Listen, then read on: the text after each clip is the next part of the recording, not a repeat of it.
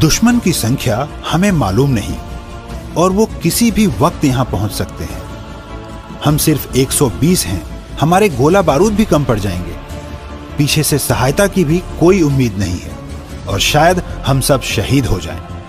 आप में से जिसे भी जाना है वह जा सकता है, लेकिन मैं आखिरी सांस तक अपनी धरती मां की रक्षा करूंगा। 1962 के भारत चीन युद्ध के दौरान यह प्रेरणा और जोश से सराबोर करने वाले कथन थे मेजर शैतान सिंह के, जो चीनी सैनिकों के लिए काल थे। उनके नेतृत्व में वीरता की मिसाल देते मात्र 120 सैनिकों ने चीन के लगभग 1300 सैनिकों को मौत के घाट उतार दिया, वह भी हथियारों से नहीं बल्कि अपने हौसले से।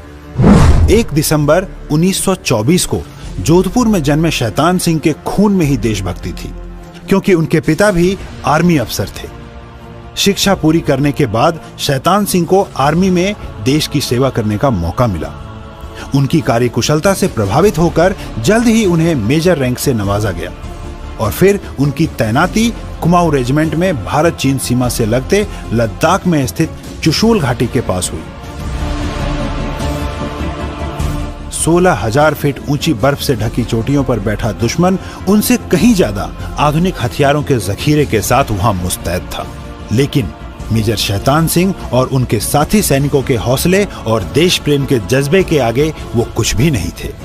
भले ही उनके पास आधुनिक हथियार नहीं थे, -30 डिग्री के तापमान में ठंड से बचने के लिए पर्याप्त गर्म कपड़े नहीं थे, लेकिन उनके हौसले की गरमाइश ने उनके साहसी कदमों को रुकने नहीं दिया।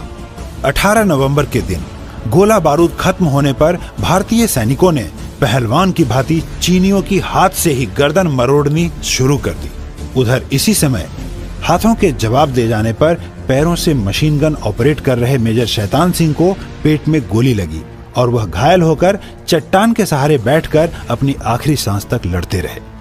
3 माह बाद जब बर्फ पिघली और रेजांगला, जहां यह युद्ध लड़ा गया था, वहां की खबर जब भारतीय सेना को लगी तो टीम वहां पहुंची। वहां जो मंजर था उसे देखकर वह भाव विभोर हो गए, क्योंकि मेजर शैतान सिंह सहित सभी सैनिक अपनी अपनी जगह पर उसी अवस्था में मिले जैसे वह शहीद हुए थे।